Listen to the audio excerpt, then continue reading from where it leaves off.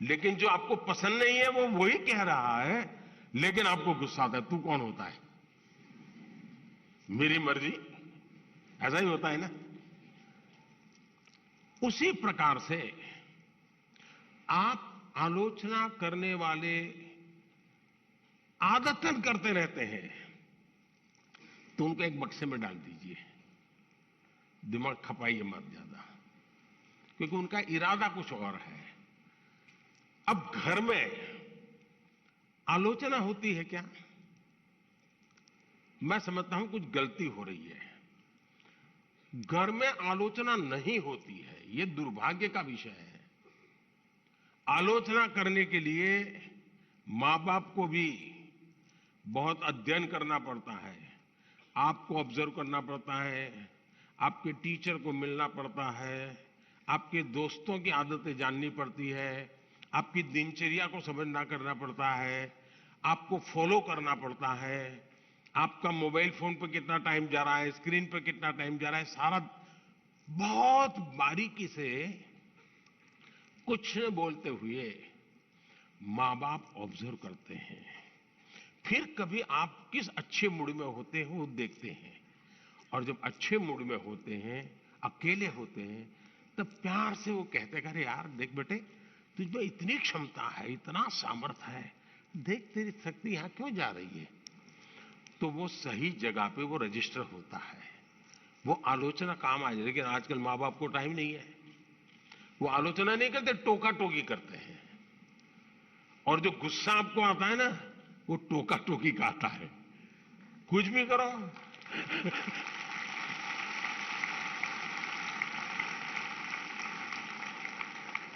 खाने पे बैठे हैं कुछ भी कहेंगे, ये खाया तो भी कहेंगे, नहीं खाया तो भी कहेंगे। यही होता है ना। देखिए अब आपके माता पिताजी आपको पकड़े के घर जाके क्या है। टोका टोकी जो है वो आलोचना नहीं है। अब मां बाप से मैं आग्रह करूंगा कि कृपा करके आप अपने बच्चों की भलाई के लिए ये टोका टोकी के चक्कर से बाहर निकलिए। उससे आप बच्चों की जिंदगी को मोल्ड नहीं कर सकते हैं। ऊपर से इतना मन से कुछ उस दिन अच्छे मूड में है, कुछ अच्छा करने के मूड में है, और आपने सुबह ही कुछ कह दिया, देख दूध ठंडा हो गया, तू दूध पीता नहीं है, शुरू कर दिया तू तो ऐसा ही है, फलाना देख कैसा करता है, तुरंत सुबह अपनी मां कहती है ऐसे दूध पी लेता है, फिर उसका दिमाग फटकता है, वो दिन भर का उसका काम है, बर्बाद हो जाता है। और इसलिए अब आप देखिए, हम लोग पार्लियामेंट में, कभी आप लोग पार्लियामेंट का डिबेट देखते होंगे, पार्लियामेंट का जो टीवी है, कुछ लोग बहुत ही अच्छी तैयारी करके आते हैं पार्लियामेंट में अपनी स्पीच देने के लिए, लेकिन स्वभाव से जो सामने विपक्ष के लोग होते हैं ना, वो आपकी साइकोलॉजी जानते हैं, तो कुछ में ऐसे ही कोई टिप्पणी कर देते बैठे बैठे, और उसको मालूम है कि टिप्पणी ऐसी है कि वो रिएक्ट करेगा ही करेगा। तो हमारा एमपी होता है, उसको लगता है अब इंपॉर्टेंट इसकी टिप्पणी है, इसलिए जो तैयारी करके आया है वो छूट जाती है, और वो उसी की टिप्पणी को जवाब देता रहता है।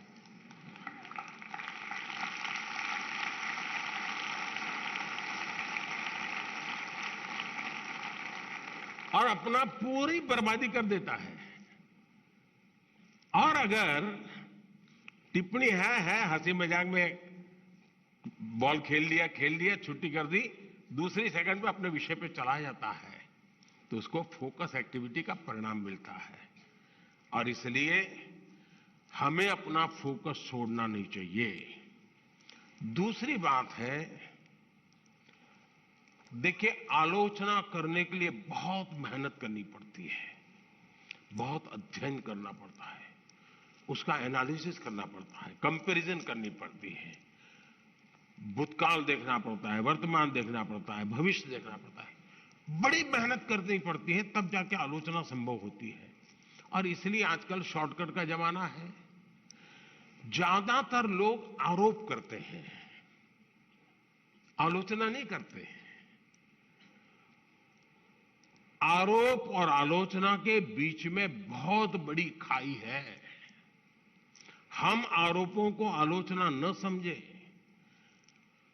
आलोचना तो एक प्रकार से वो न्यूट्रिएंट है जो हमें समृद्ध करता है।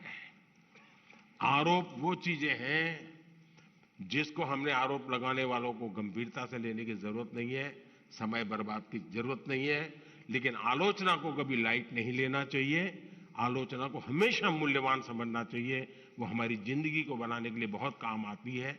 और अगर हम ईमानदार हैं, हमने प्रामाणिक सत्यनिष्ठा से काम किया है, समाज के लिए काम किया है, निश्चित मकसद के लिए काम किया है, तो आरोपों की बिल्कुल परवाह मत कीजिए दोस्तों। मैं समझता हूं आपकी एक बहुत बड़ी ताकत बन जाएगी। बहुत बहुत धन्यवाद।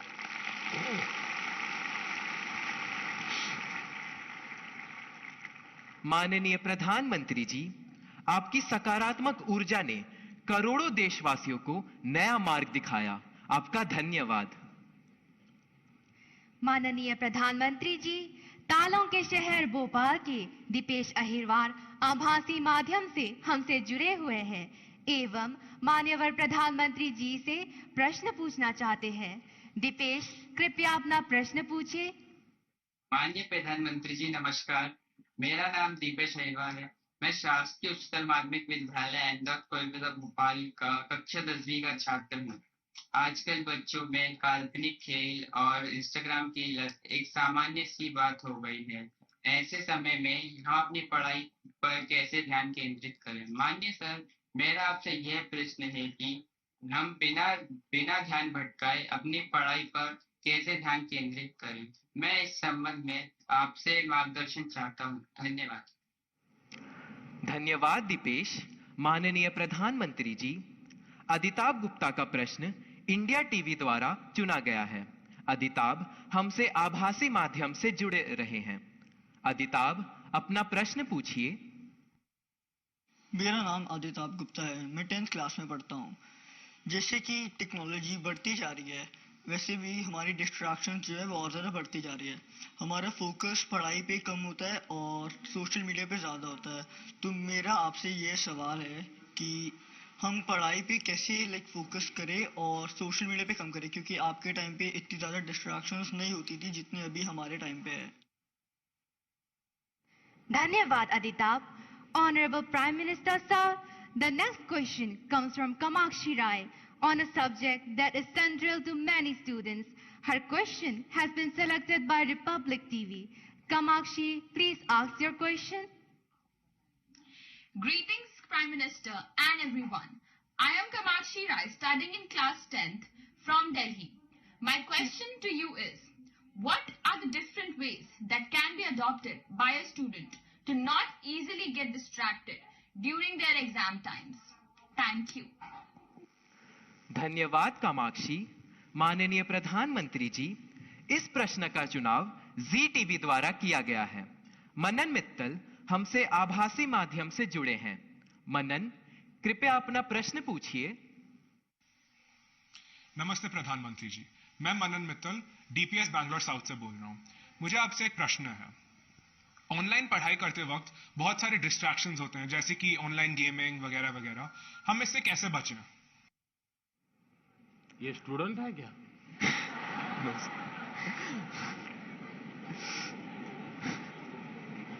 वो गैजेट में खोते रहते होगे। धन्यवाद मनन। माननीय प्रधानमंत्री जी, दीपेश, अदिताभ, कामाक्षी एवं मनन परीक्षा में आने वाले व्यवधान पर और इससे कैसे बाहर निकले, इस विषय पर आपसे मार्गदर्शन चाहते हैं। कृपया मार्गदर्शन करें माननीय प्रधानमंत्री जी।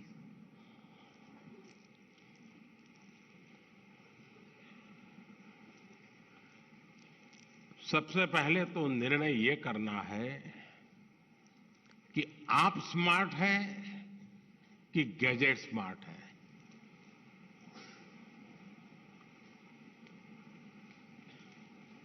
कभी कभी तो लगता है कि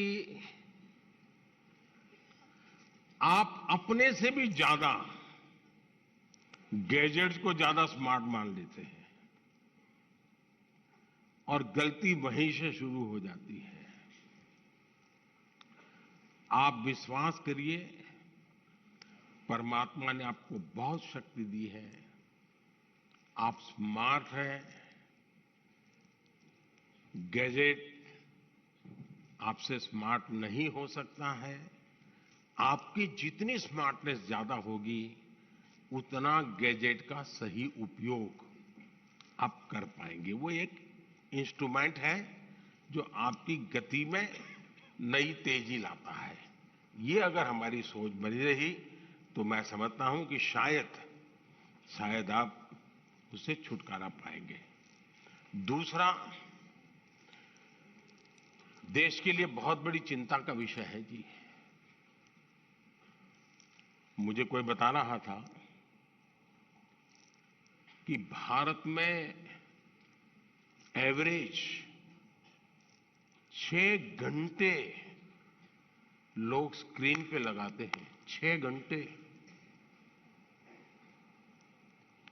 अब जो इसका बिजनेस करते हैं उनके लिए तो खुशी की बात है। जब मोबाइल फोन पर टॉक टाइम होता था तो टॉक टाइम में कहते हैं कि उस समय एवरेज 20 मिनट जाती थी। लेकिन जब से स्क्रीन और उसमें से रील, क्या होता है, एक बार शुरू करने के बाद निकलते हैं क्या उसमें से बाहर? क्या होता है? नहीं बोलेंगे।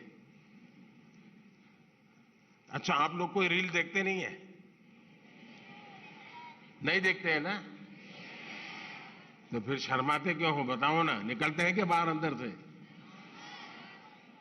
देखिए, हमारी क्रिएटिव उम्र और हमारी क्रिएटिविटी का सामर्थ्य अगर एवरेज हिंदुस्तान में 6 घंटे स्क्रीन पर जाए तो ये बहुत चिंता का विषय है।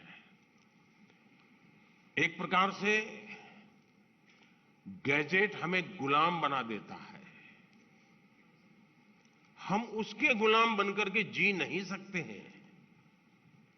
परमात्मा ने हमें एक स्वतंत्र अस्तित्व दिया है, स्वतंत्र व्यक्तित्व दिया है, और इसलिए हमें सचेत रहना चाहिए कि कहीं मैं इसका गुलाम तो नहीं हूं।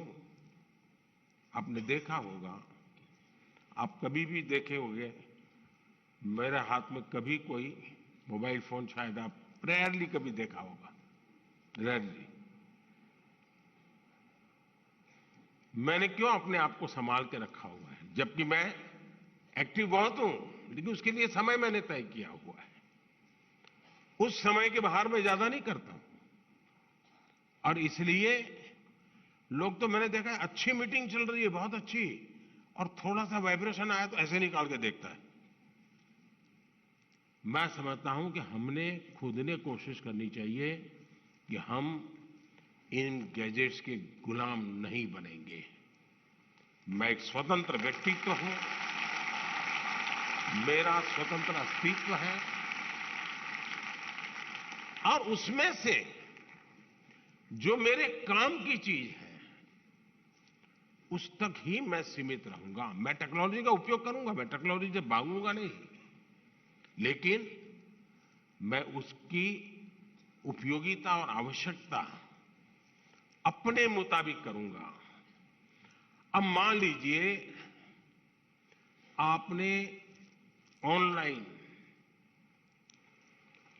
डोसा बनाने की बढ़िया रेसिपी पढ़ ली, घंटा लगा दिया, कौन कौन से इंग्रेडिएंट्स होते हैं वो भी कर लिया, पेट भर जाएगा क्या? भर जाएगा क्या? नहीं भरेगा ना? उसके लिए तो डोसा बना के खाना पड़ेगा ना। और इसलिए गैजेट जो परोसता है वो आपको पूर्णता नहीं देता है। आपके भीतर का सामर्थ्य, अब आपने देखा होगा, पहले के जमाने में बच्चे बड़े आराम से पहाड़ा कर देते थे। पहाड़ा बोलते हैं ना, हैं? और बड़े आराम से बोलते थे। और मैंने देखा है कि जो भारत के बच्चे विदेश जाते थे ना, तो विदेश के लोगों को बड़ा आश्चर्य होता था कि ये कैसे इतना पहाड़ा बोल देता है। अब उसको कुछ लगता नहीं था। अब आप देखिए धीरे धीरे क्या हाल हो गया है। हमें पहाड़ा बोलने वाला बच्चा ढूंढना पड़ता है। क्यों? उसको अब आ गया है, हो गया। यानी हम अपनी क्षमता खो रहे हैं। हमें अपनी क्षमता खोए बिना क्षमता को आगे बढ़ाना, ये हमें कॉन्शियसली प्रयास करना पड़ेगा।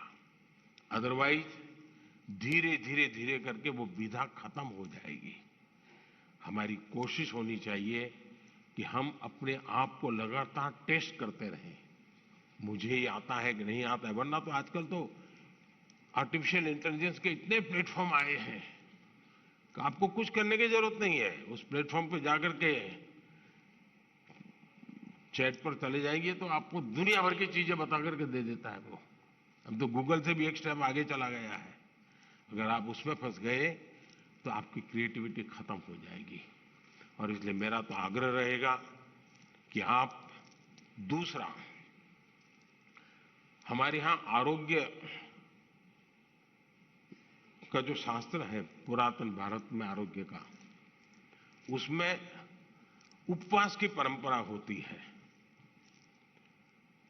कि कुछ जरा ऐसा लगता है तो ऐसा करो, आप फास्टिंग करो। कुछ हमारे देश में कुछ रिलीजियस रिचुअल्स में भी होता है फास्टिंग करो।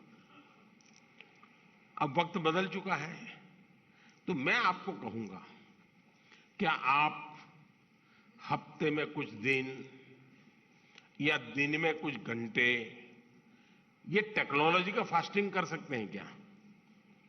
कि उतने घंटे उसकी तरफ जाएंगे ही नहीं।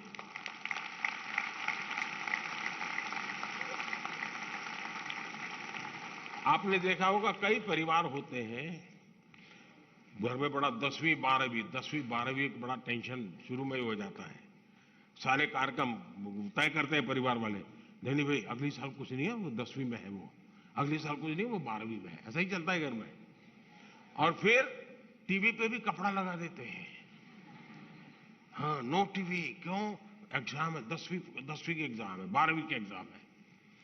अगर हम इतने जागरूक होकर के टीवी पर तो पर्दा लगा देते हैं, लेकिन क्या हम स्वभाव से तय कर सकते हैं कि सप्ताह में एक दिन मेरा डिजिटल फास्टिंग होगा, नो डिजिटल डिवाइस, मैं किसी को हाथ नहीं लगाऊंगा। उसमें से जो फायदा होता है उसको ऑब्जर्व कीजिए। धीरे धीरे धीरे आपको उसका समय बढ़ाने का मन करेगा।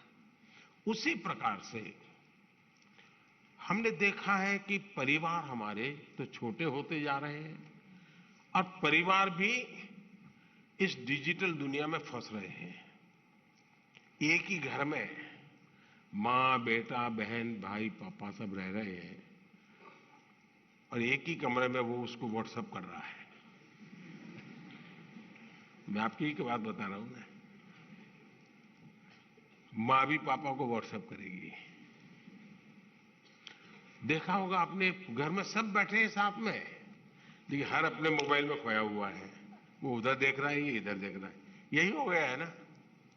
मुझे बताइए परिवार कैसे चलेगा जी? पहले तो बस में ट्रेन में जाते थे तो लोग गप्पे मारते थे। अब अगर कनेक्टिविटी मिल गई तो पहला काम यही, जैसे दुनिया भर का काम उन्हीं के पास है, उनके बिना दुनिया रुक जाने वाली है। ये जो बीमारियां हैं, इस बीमारियों को हमें पहचानना होगा।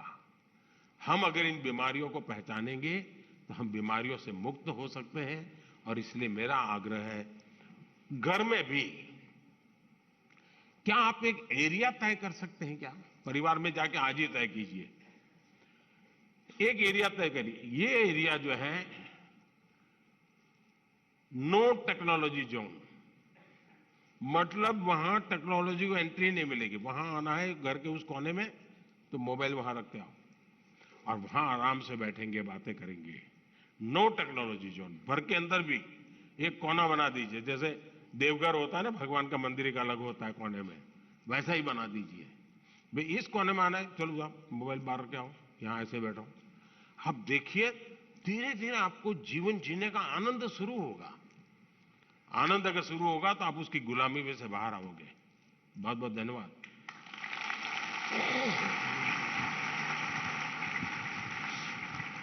Thank you, Honorable Prime Minister, sir, for sharing such light-hearted mantra of digital fasting to tackle challenging situations in such an easy manner. माननीय प्रधानमंत्री जी, हिमालय पर्वतमाला में स्थित प्राकृतिक सौंदर्य से भरपूर यूनियन टेरिटरी जम्मू से निदा हमसे आभासी माध्यम से जुड़ रही हैं एवं आपसे प्रश्न पूछना चाहती हैं। निदा, अपना प्रश्न पूछे। Honorable Prime Minister Sir, Namaskar. I am Nida of class 10th from Government Model High Secondary School, Sujwa, Jammu. Sir, my question is, when we work hard but do not get the desired result, then how can we put that stress in a positive direction? Respected Sir, have you ever been through such a situation? Thank you. धन्यवाद निदा। माननीय प्रधानमंत्री जी, भगवान कृष्ण के उपदेश की भूमि खेल जगत में ख्याति प्राप्त नीरज चोपड़ा जैसे विख्यात खिलाड़ियों के प्रदेश हरियाणा के पलवल से प्रशांत आपसे प्रश्न पूछना चाहते हैं। प्रशांत, कृपया अपना प्रश्न पूछे। माननीय प्रधानमंत्री जी, नमस्कार। मेरा नाम प्रशांत है। मैं शहीद नायक राजेंद्र सिंह राजकीय मॉडल संस्कृति वरिष्ठ माध्यमिक विद्यालय हथीन, जिला पलवल, हरियाणा के कक्षा 12वीं विज्ञान संकाय का छात्र हूं। मेरा आपसे यह प्रश्न है कि तनाव परीक्षा के परिणामों को किस तरह प्रभावित करता है। मैं इसमें आपसे मार्गदर्शन चाहता हूं। धन्यवाद श्रीमान। धन्यवाद प्रशांत। माननीय प्रधानमंत्री जी, निदा और प्रशांत की तरह देश भर के करोड़ों छात्र आपसे परीक्षा परिणाम पर तनाव का प्रभाव इस विषय पर मार्गदर्शन चाहते हैं। माननीय प्रधानमंत्री जी।